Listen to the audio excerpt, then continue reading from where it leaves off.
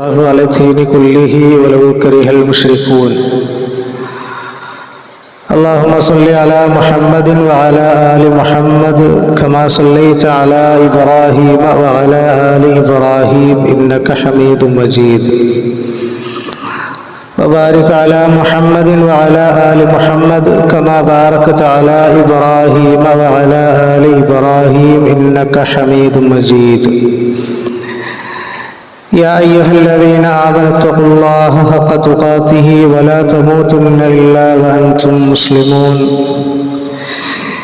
يا أيها الناس اتقوا ربكم الذي خلقكم من نفس واحدة وخلق منها زوجها وبث منهما رجالا كثيرا ونساء واتقوا الله الذي تساءلون به والأرحام إن الله كان عليكم رقيبا. يا أيها الذين آمنوا اتقوا الله وقولوا قولا سديدا يصلح لكم أعمالكم ويغفر لكم ذنوبكم ومن يطع الله ورسوله فقد فاز فوزا عظيما. أما بعد فإن خير الحديث كتاب الله وخير الهدي هدي محمد صلى الله عليه وسلم وشر الأمور محدثاتها وكل محدثة بدعة وكل بدعة ضلالة وكل ضلالة في النار. أعوذ بالله من الشيطان الرجيم. بسم الله الرحمن الرحيم. والخيل والبغال والحمير لتركبوها وزينة ويخلق ما لا تعلمون. ഏറെ സ്നേഹം നിറഞ്ഞ സത്യവിശ്വാസി വിശ്വാസിനികളെ, സർവലോകരക്ഷിതാവായ അല്ലാഹു റബ്ബ് സുബ്ഹാനഹു വ തആലയുടെ വിധിയും വിലക്കുകളും ജീവിതത്തിൻ്റെ എല്ലാ മേഖലകളിലും പാലിച്ച് ജീവിതം ക്രമപ്പെടുത്തണമെന്ന് ഓർമ്മപ്പെടുത്തുകയാണ്. നാഥൻ അവനേറെ ഇഷ്ടപ്പെടുന്ന ദാസരിൽ നമ്മെ ഉൾപ്പെടുത്തുമാറാകട്ടെ. മനുഷ്യ ജീവിതത്തിൽ ഒഴിച്ചുകൂടാനാകാത്ത പ്രക്രിയയാണ് യാത്ര. ചെറിയ യാത്രകൾ, അതുപോലെ തന്നെ ദീർഘമായ യാത്രകളൊക്കെ നമ്മൾ നടത്താറുണ്ട്. മനുഷ്യൻ്റെ പരിമിതികൾക്കപ്പുറം വാഹനങ്ങളെ പ്രയോജനപ്പെടുത്താൻ മനുഷ്യൻ പ്രാപ്തനായി എന്നുള്ളതാണ്. മൃഗങ്ങളെയും യന്ത്രങ്ങളെയും അല്ലാഹു മനുഷ്യന് കീഴ്പ്പെടുത്തി നൽകി.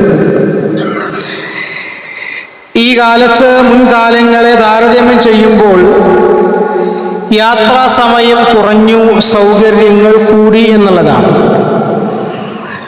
മക്ക മദീന യാത്രയെക്കുറിച്ച് വർഷങ്ങൾക്ക് മുൻപ് സാധാരണയായിട്ട് ഒരു യാത്രക്ക് മക്കയിൽ നിന്ന് മദീനയിലേക്ക് എടുക്കുന്ന സമയം 5-6 ദിവസങ്ങളാണ്.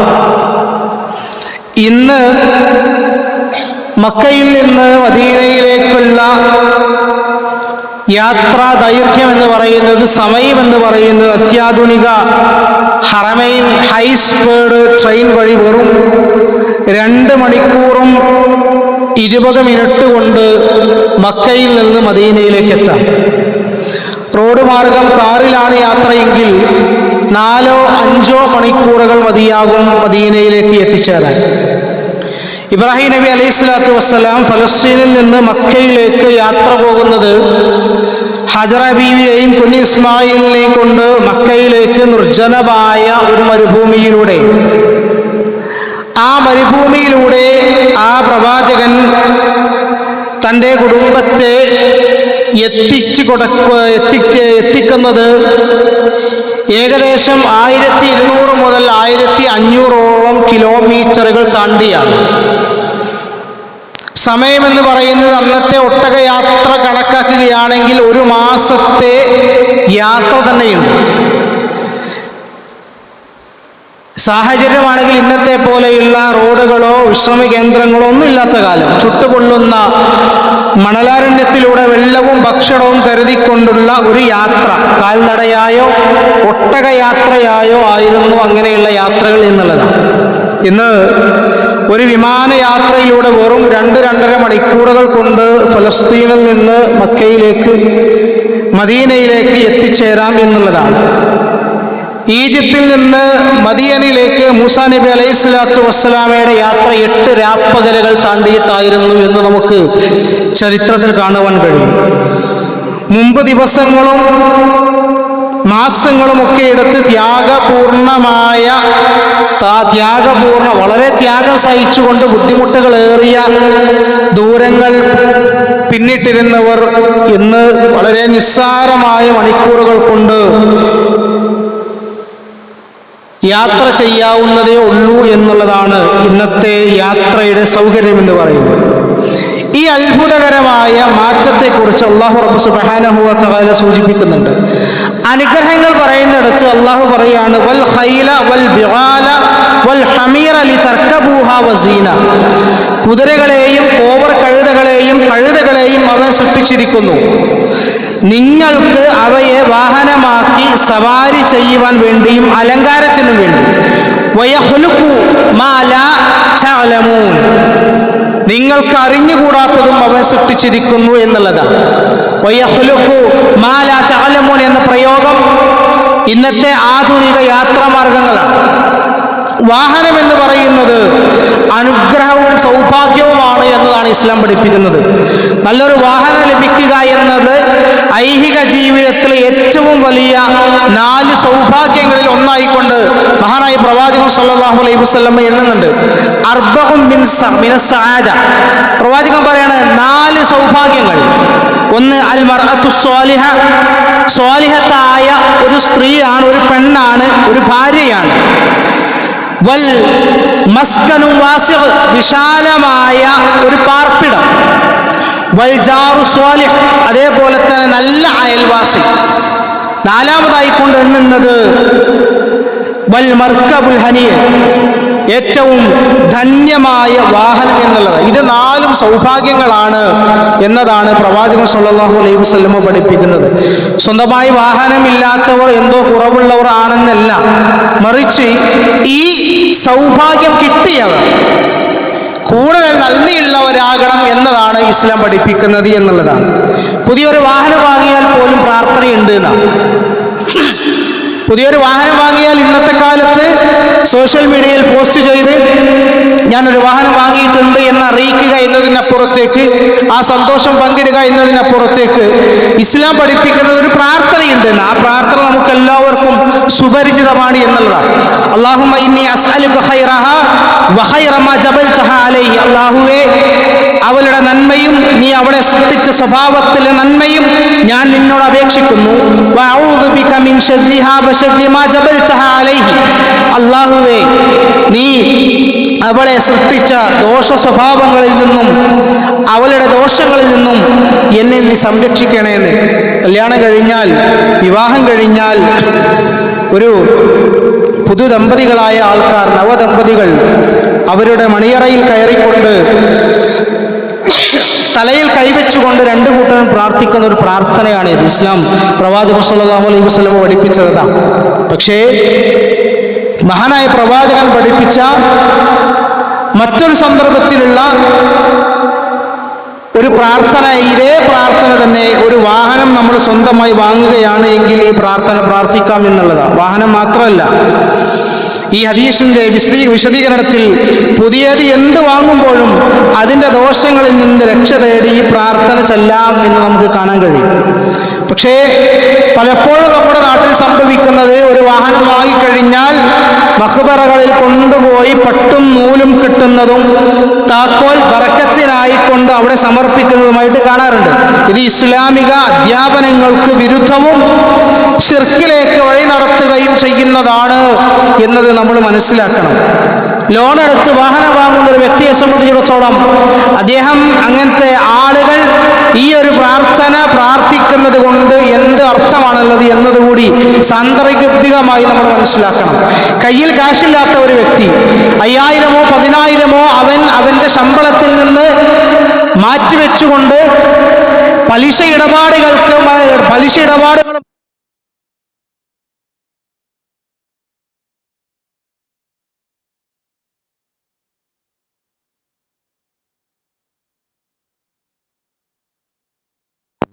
അത് ആ മനുഷ്യന്റെ ജീവിതത്തിന്റെ മുഴുവൻ അനുഗ്രഹത്തെയും തച്ചുടച്ചു കളയുന്നു എന്നുള്ളതാണ് ഇസ്ലാം പരിചയപ്പെടുത്തിക്കൊണ്ടിരിക്കുന്നത്.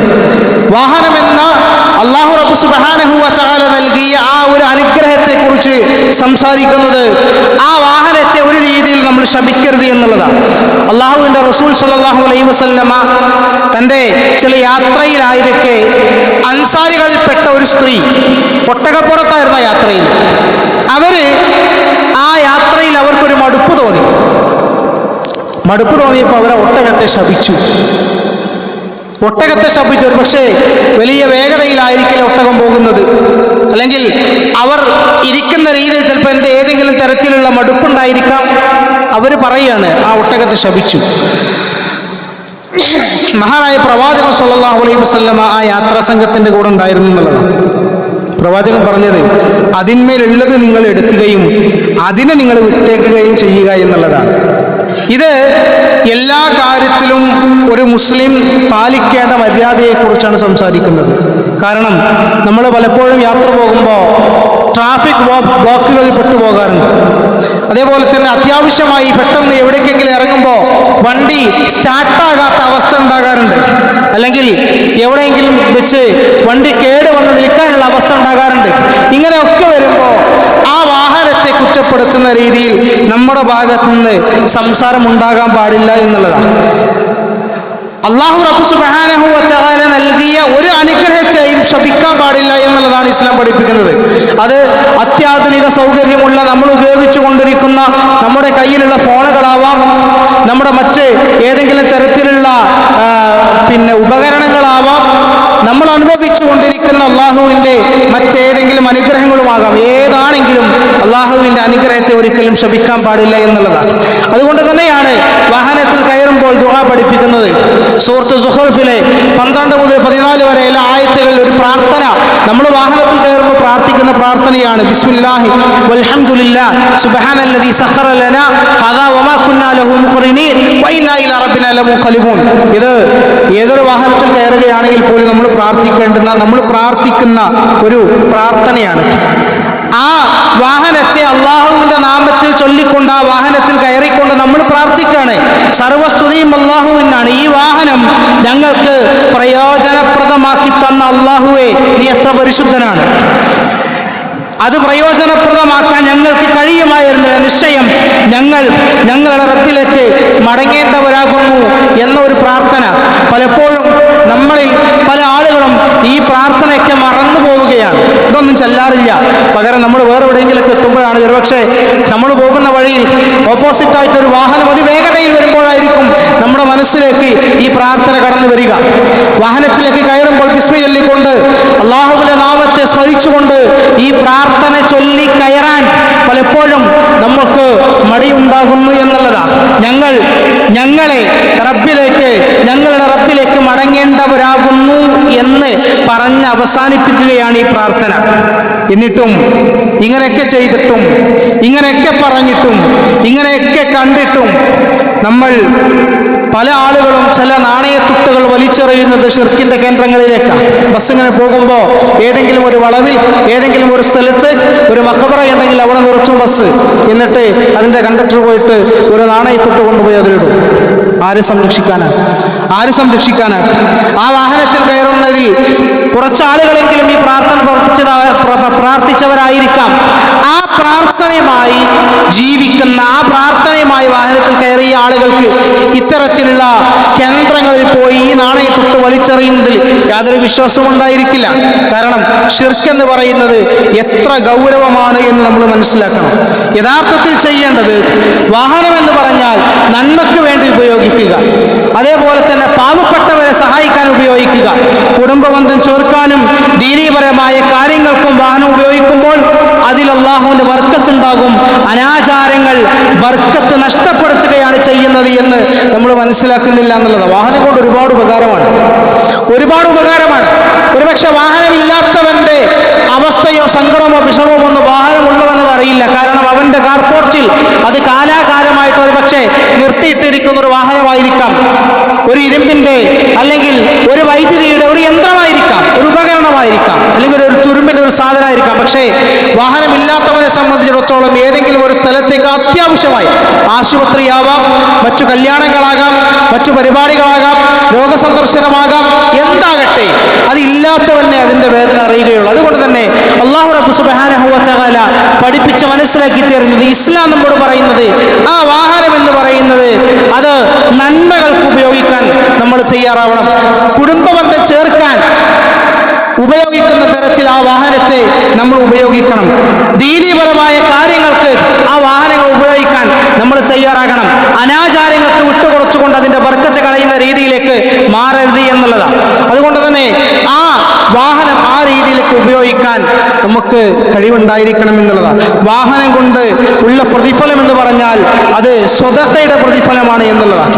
നല്ല വാക്ക് പറയുന്നത് പോലും സ്വതക്കയാണ് എന്നത് പ്രവാചകൻ സല്ലല്ലാഹു അലൈഹി വസല്ലം പഠിപ്പിച്ചു. നമസ്കാരത്തിന് വേണ്ടി ചവിട്ടുന്ന ഓരോ ചവിട്ടടിയും സ്വതക്കയാണ് എന്ന് പഠിപ്പിച്ചു. വഴിയിലെ ഉപദ്രവം നീക്കുന്നത്, ഇമാത്തത്തുൽ അദാ അനി ത്വരീഖ്, വഴിയിൽ നിന്നുള്ള മാലിന്യങ്ങൾ നീക്കുന്നത് സ്വതക്കയാണ് എന്ന് പ്രവാചകൻ സല്ലല്ലാഹു അലൈഹി വസല്ലം പഠിപ്പിച്ചു. അതേപോലെ തന്നെ അതേ ഹദീസിൽ മഹാനായ പ്രവാചകൻ സല്ലല്ലാഹു അലൈഹി വസല്ലം പഠിപ്പിക്കുന്നത്, ഒരാളെ തൻ്റെ വാഹനത്തിൽ കയറ്റി കൊണ്ടുപോകുന്നതും അവൻ്റെ ചരക്കുകൾ അതിന്മേൽ കയറ്റുന്നതും സ്വതക്കയാണ് എന്നുള്ളതാണ്. നമ്മൾ യാത്ര പോകുന്ന വഴിയിൽ, നമ്മൾ സഞ്ചരിക്കുന്ന വഴിയിൽ ഏതെങ്കിലും ഒരു വ്യക്തി ഏതെങ്കിലും ഒരു സാധനമായിട്ട് കാത്തു നിൽക്കുന്നുണ്ടെങ്കിൽ, നമ്മളെ കാത്തിട്ടായിരിക്കല്ലേ, എന്തെങ്കിലും ഒരു വാഹനം കിട്ടിയാൽ അത് ഉപകാരമായിരിക്കണം ധരിച്ച് കാത്തിക്കുന്ന ആൾക്കാരുണ്ട്. നമ്മൾ അവിടെ അവരെ മൈൻഡ് ചെയ്യാറില്ല. പലപ്പോഴും പല സമയത്തും നമ്മൾ അത് പല രീതിയിലായിക്കൊണ്ട് നമ്മുടെ ഇഷ്ടങ്ങൾക്കനുസരിച്ച് വാഹനങ്ങൾ ഓടിച്ചു പോകുമ്പോൾ ഇങ്ങനെ ചില ആൾക്കാരുണ്ടാവും. നമ്മുടെ പ്രതീക്ഷ നമ്മളെ കാത്തിട്ടായിരിക്കില്ല, പക്ഷേ ഇങ്ങനെ പോകുന്ന വഴിയിൽ നമുക്ക് വേണ്ടി കൈകൾ വീശി, നമുക്ക് വേണ്ടി കൈകൾ കാട്ടി ഒന്നപ്പുറം വരെ കൊണ്ടാക്കി തരോ എന്ന മനസ്സുമായി നിൽക്കുന്ന ആൾക്കാരുണ്ടാവും. അവരെ പരിഗണിക്കണം. അതൊരു സ്വതക്കയാണ് എന്നതുകൂടി ഇസ്ലാം പഠിപ്പിക്കുന്നുണ്ട്. അത് നമ്മൾ മനസ്സിലാക്കണം. നമ്മുടെ വാഹനം എന്ന് പറഞ്ഞാൽ ആ വാഹനത്തിൽ സ്ഥലമുണ്ടായിട്ടും അവരെ പരിഗണിക്കാതിരിക്കുന്നത്, അവനെ കാണാതെ പോകുന്നത് ശരിയല്ല എന്നതാണ് ഇസ്ലാം പഠിപ്പിക്കുന്നത്. അതേപോലെ തന്നെ അഹങ്കാരത്തോടു കൂടി വാഹനം ഓടിക്കുന്ന ആൾക്കാർ, ഞാൻ ഇന്നൊരു വാഹനം വാങ്ങിയിട്ടുണ്ട്, അതുകൊണ്ട് അത് മറ്റുള്ളവരെ കാണിക്കാനുള്ള ഒരു അവസരമായി കൊണ്ട് കാണുന്ന ആൾക്കാരുണ്ട്. വലിയ വാഹനം വാങ്ങും, ലക്ഷങ്ങളുടെ വില കൊടുത്ത് വണ്ടി വാങ്ങിയിട്ട് അതുമായിട്ട് അങ്ങാടിയിലൂടെ അങ്ങോട്ടും ഇങ്ങോട്ടും പോകും. അതിൻ്റെ കാരണം എന്താ? അത് മറ്റുള്ളവർ കണ്ടോട്ടെ എന്നുള്ളതാണ്. അങ്ങനെ ഒരു രീതി, അങ്ങനെ ഒരു അഹങ്കാരത്തിൻ്റെ ചെയ്തി മനുഷ്യന്റെ ഭാഗത്തു നിന്ന് വന്നുകൂടാ എന്നുള്ളതാണ്. മറ്റുള്ളവരെ താഴ്ത്തിക്കെട്ടാൻ വേണ്ടിയോ അഹങ്കാരം കാണിക്കാൻ വേണ്ടിയോ വില കൂടിയ വാഹനങ്ങൾ ഉപയോഗിക്കുന്നത് ഇസ്ലാം കർശനമായി വിലക്കുന്നുണ്ട് എന്നുള്ളതാണ്. അതുകൊണ്ട് തീർച്ചയായും അഹങ്കാരം എന്നുള്ളത് വാഹനത്തിൻ്റെ കാര്യത്തിൽ മാത്രമല്ല, മറ്റേത് വസ്തുവാകട്ടെ, വീടാകട്ടെ, സമ്പത്താകട്ടെ, ജോലിയാകട്ടെ, ബിസിനസ് ആകട്ടെ, വസ്ത്രമാകട്ടെ, മറ്റേത് കാര്യത്തിലാകട്ടെ, അഹങ്കാരം ഒരു മനുഷ്യൻ്റെ ജീവിതത്തിൽ വന്നുകൂടാ എന്നുള്ളതാണ്. അതേപോലെ തന്നെ ധൂർത്ത്, ബിസിനസ്സിൻ്റെ രൂപ ഭാവങ്ങൾക്കനുസരിച്ച് വാഹനങ്ങൾ മാറ്റാം. ബിസിനസ് ആയതുകൊണ്ട് ഞാൻ വലിയൊരു ബിസിനസ് സ്ഥാപനത്തിൻ്റെ ഒരു മുതലാളിയല്ലേ, ഒരു ഉടമയല്ലേ, അതുകൊണ്ട് ഈ വാഹനമൊന്നും പോരാ, കുറച്ചുകൂടെ മുന്തിയ ഒരു വാഹനം വേണം എന്നൊക്കെ വിചാരിച്ച് അങ്ങനെ ധൂർത്തടിക്കുന്ന ആളുകളുണ്ട്. അതും ശരിയായതല്ല എന്നതാണ് ഇസ്ലാം പഠിപ്പിക്കുന്നത്. അതേപോലെ തന്നെ നമ്മൾ പോകുന്ന യാത്രയിൽ, നമ്മൾ പോകുന്ന വഴിയിൽ ചില മര്യാദകളൊക്കെ ഉണ്ട് എന്നത് ഇസ്ലാം പഠിപ്പിക്കുന്നുണ്ട്. പൊതുവഴി ഒരു മുസ്ലിമിനെ സംബന്ധിച്ചിടത്തോളം ഒരു അമാനത്താണ്. വഴിയിലെ തടസ്സം നീക്കുന്നത് ഈമാനിന്റെ ഭാഗമാണ് എന്ന് പഠിപ്പിക്കപ്പെട്ട നാം പലപ്പോഴും നമ്മുടെ വാഹനം അലക്ഷ്യമായി പാർക്ക് ചെയ്യുന്നത് വഴി പല ആളുകളുടെയും വഴി തടസ്സപ്പെടാനും അതേപോലെ തന്നെ അവർക്ക് പ്രയാസം ഉണ്ടാക്കാനും ബുദ്ധിമുട്ടുണ്ടാക്കാനും ഒക്കെ നമ്മുടെ വാഹനത്തിൻ്റെ പാർക്കിംഗ് മൂലം ഉണ്ടാകാറുണ്ട്. പിന്നെ അതിൻ്റെ മേലൊരു സംസാരമായി, തർക്കമായി, അത് വലിയ ഒരു കലഹത്തിലേക്കും ലഹളയിലേക്കും ഒക്കെ എത്തുന്ന രീതിയിലുള്ള ചില സംഭവങ്ങൾ നമ്മുടെയൊക്കെ ഭാഗത്ത് ഉണ്ടാകാറുണ്ട് എന്നുള്ളത്. ഇവിടെയാണ് ഈ ഈമാനിൻ്റെ ഭാഗമാണ്, ഈമാനിൻ്റെ ശാഖയാണ് എന്നൊക്കെ നമ്മൾ പറയുമ്പോഴും ആ ഈമാൻ നമ്മളിലേക്ക് ഇറങ്ങിയിട്ടില്ല എന്നുള്ളതാണ് ഇവിടെ തെളിയിക്കുന്നത്. പലപ്പോഴും നമ്മുടെയൊക്കെ ആളുകൾ നമ്മൾ എത്രയോ വീഡിയോസ് കാണുന്നവരല്ലേ, ചെറിയൊരു വഴിയുടെ പേരിലും മറ്റു പ്രശ്നങ്ങളുടെയൊക്കെ പേരിൽ വണ്ടി അവിടെ നിർത്തിയതിൻ്റെ പേരിൽ, അതേപോലെ തന്നെ മറ്റു പല രീതിയിലുമൊക്കെ തർക്കങ്ങൾ മനഃപൂർവ്വം ഉണ്ടാക്കുകയാണ്. ഒന്ന് മാറിക്കൊടുത്താൽ, ഒന്ന് മിണ്ടാതിരുന്നാൽ എല്ലാം അവസാനിക്കുമായിരുന്നു വലിയ കയ്യാങ്കളിയിലേക്കും തല്ലിലേക്കും മരണത്തിലേക്കും വരെ എത്തുന്ന ഒരവസ്ഥ. മറ്റൊരാളുടെ വീടിൻ്റെയോ കടയുടെയൊക്കെ മുന്നിൽ കവാടൊക്കെ മറക്കുന്ന രീതിയിൽ കൊണ്ടുപോയി വണ്ടി പാർക്ക് ചെയ്യാം. ഇടുങ്ങിയ വഴികളിൽ മറ്റു വാഹനങ്ങൾക്ക് പോകാൻ ബുദ്ധിമുട്ടുണ്ടാക്കുന്ന രീതിയിൽ വണ്ടി നിർത്തിയിടുക, ഫുട്പാത്തുകൾ കൈയേറി കാൽനട യാത്രക്കാരെ അപകടത്തിലാക്കുക. ഇത് വലിയ അശ്രദ്ധയാണ്. അതൊരു മുസ്ലിമിന് ചേർന്നതല്ല എന്ന് നമ്മൾ മനസ്സിലാക്കുക. നമ്മുടെ വാഹനം കാരണം ഒരാൾക്ക് ഒരു മിനിറ്റ് പോലും നഷ്ടപ്പെടാൻ പാടില്ല എന്നുള്ളത് നമ്മൾ കാണാറില്ലേ? ആംബുലൻസ് പോകുമ്പോൾ അതിനെ തടസ്സപ്പെടുത്തിക്കൊണ്ട് കാറുകാരൻ, ബസ് പോകുമ്പോൾ അതിനെ തടസ്സപ്പെടുത്തിക്കൊണ്ട് ബൈക്ക് യാത്രികൻ, അതേപോലെ തന്നെ ഫയർഫോഴ്സ് പോകുമ്പോൾ അതിനെ തടസ്സപ്പെടുത്തിക്കൊണ്ട് കാറുകാരൻ. ഇന്നലത്തെ വാർത്തയാണ് നമ്മൾ കണ്ടുകൊണ്ടിരിക്കുന്ന വാർത്തകളാണ്. അതിൽ ഒരു മുസ്ലിം നാമധാരിയാണ് അങ്ങനെ ചെയ്യുന്നത് എങ്കിൽ അവൻ ഒരാളുടെ വഴി തടസ്സപ്പെടുത്തി എന്ന് തന്നെയാണ്. അവന്റെ ജീവിതത്തിൽ അവൻ ചെയ്യാൻ പാടില്ലാത്ത ഒരു പിഴവ് അവൻ ചെയ്തു എന്നത് തന്നെയാണ് ഇസ്ലാം പഠിപ്പിക്കുന്നത്. നമ്മൾ നമ്മുടെ ഭാഗത്ത് നിന്ന് നമ്മുടെ വാഹനങ്ങൾ കൊണ്ടോ നമ്മുടെ പ്രവൃത്തികൾ കൊണ്ടോ നമ്മുടെ മറ്റ് ആവശ്യങ്ങൾ കൊണ്ടോ മറ്റുള്ളവരുടെ അത്യാവശ്യങ്ങൾക്ക് നമ്മൾ തടസ്സം നിൽക്കുന്നതോ ശരിയല്ല എന്ന് ഓരോ വിശ്വാസിയും മനസ്സിലാക്കണമെന്നുള്ളതാണ്. അതുകൊണ്ട് ആ രീതിയിൽ നമ്മൾ നമ്മുടെ വാഹനം അത് പാർക്ക് ചെയ്യുന്നതായാലും റോഡിലെ മര്യാദകളായാലും ഒക്കെ നമ്മൾ അങ്ങനെ തന്നെ കാണണം എന്നുള്ളതാണ്. അതേപോലെ തന്നെ ഉത്തരവാദിത്വമാണ്, മറ്റുള്ളവരുടെ സുരക്ഷ കൂടി ഉത്തരവാദിത്വമായിട്ട് നമ്മൾ എടുക്കണം എന്നുള്ളതാണ്. ഈ വാഹനം എന്ന അനുഗ്രഹിച്ച അല്ലാഹു റബ്ബ് സുബ്ഹാനഹു വ തആല നമുക്ക് നൽകി. പക്ഷേ അത് തെറ്റായ രീതിയിൽ ഉപയോഗപ്പെടുത്തുക, തെറ്റായ രീതിയിൽ അപകടം വരുത്തുന്ന രീതിയിൽ സഞ്ചരിക്കുക, അങ്ങനെയൊക്കെ ഒരുപാട് മരണങ്ങളും അപകടങ്ങളും ഒക്കെ ഉണ്ടാക്കുന്ന ആൾക്കാർ. കഴിഞ്ഞ ദിവസം കോഴിക്കോട് ബേപ്പൂരിൽ വെച്ചുകൊണ്ട് ഒരു കുടുംബം അപകടത്തിൽപ്പെട്ടു. 4 പേരാണ് മരിച്ചത്. ഒരാങ്ങളെയും അതേപോലെ തന്നെ ഒരു പെങ്ങളും അവരുടെ 2 കുട്ടികളും അടക്കം 4 പേരാണ് മരണപ്പെട്ടത്. 4 മയ്യത്തുകൾ ഒരേപോലെയാണ് ആ ഖബറിലേക്ക് ഇറക്കി വെച്ചത്. നോക്കൂ നിങ്ങൾ, ഒരു അശ്രദ്ധയുടെ പരിണത ഫലമായിക്കൊണ്ട് ഒരു കുടുംബത്തിലെ മുഴുവൻ ആളുകളും മരണപ്പെടുന്നൊരവസ്ഥ. ആ കുടുംബത്തിൻ്റെ സങ്കടമോ വിഷമവും എത്രയായിരിക്കും. നമ്മൾ ആ രീതിയിലേക്ക് നമ്മുടെ വാഹനങ്ങളെ ആ രീതിയിലേക്ക് നമ്മൾ സഞ്ചരിക്കുന്ന ഒരവസ്ഥയിലേക്ക് കൊണ്ടുപോകരുത്. സുരക്ഷിതത്വം, അത് നമ്മുടെ സുരക്ഷിതത്വവും മറ്റുള്ളവരുടെ സുരക്ഷിതത്വവും ഒരേപോലെയാണ്. നമുക്ക് വേണ്ടി മാത്രമല്ല ഈ റോഡുകളും വഴികളും ഒക്കെ ഉണ്ടാക്കപ്പെട്ടിട്ടുള്ളത് എന്നുകൂടി നമ്മൾ മനസ്സിലാക്കുക. ഈ വാഹനം എന്ന അനുഗ്രഹത്തെ അതിൻ്റെതായ രീതിയിൽ തന്നെ ഉപയോഗപ്പെടുത്തുക, അപകടങ്ങളെ സൂക്ഷിക്കുക, അപകടപ്പെടുത്താതിരിക്കുക. സുരക്ഷയോടുകൂടിയുള്ള ഒരു ജീവിതം മുന്നോട്ട് കൊണ്ടുപോകണമെങ്കിൽ നമ്മളെ തന്നെ നിയന്ത്രിച്ച് കൊണ്ടുപോകണം. അങ്ങനെ ഒരു വലിയ മാതൃകയായിക്കൊണ്ടായിരിക്കണം ഒരു മുസ്ലിം ഒരു വാഹനത്തെ അവന് സഞ്ചാരത്തിന് വേണ്ടി അവൻ വാങ്ങുമ്പോഴാകട്ടെ അവനത് ഉപയോഗിക്കുമ്പോഴാകട്ടെ അത് നമ്മുടെ ഒരു മുസ്ലിമിൻ്റെ ജീവിതത്തിൽ വലിയ സ്വാധീനം ഉണ്ടാക്കുന്നുണ്ട്. അവൻ്റെ വാഹനങ്ങൾ കൊണ്ട് മറ്റുള്ളവർക്ക് യാതൊരു തരത്തിലുമുള്ള ഉപദ്രവം ഉണ്ടാക്കുന്നില്ല എന്ന് നമ്മൾ മനസ്സിലാക്കുക. അത് അല്ലാഹുവിൻ്റെ നിഅമത്താണ്. 4 സൗഭാഗ്യങ്ങൾ അല്ലാഹു അവസാനമായി എണ്ണി സൗഭാഗ്യമാണ്. ആ സൗഭാഗ്യത്തെ നമ്മൾ പുലർത്തുക, പാലിക്കുക. അല്ലാഹു അനുഗ്രഹിക്കുമാറാകട്ടെ.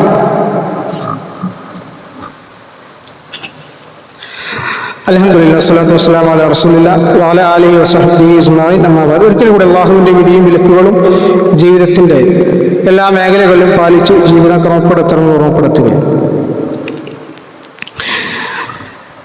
യാത്രക്കാരൻ നടത്തുന്ന പ്രാർത്ഥന അള്ളാഹു തള്ളിക്കളയുകയില്ല എന്ന് പ്രവാചകൻ സല്ലല്ലാഹു അലൈഹി വസല്ലമ പറഞ്ഞതായിട്ട് നമ്മൾ കാണാം. പ്രവാചകൻ പറയുന്നുണ്ട്, 3 പ്രാർത്ഥനകൾക്ക് ഉത്തരം ലഭിക്കുന്ന കാര്യത്തിൽ യാതൊരു സംശയവുമില്ല.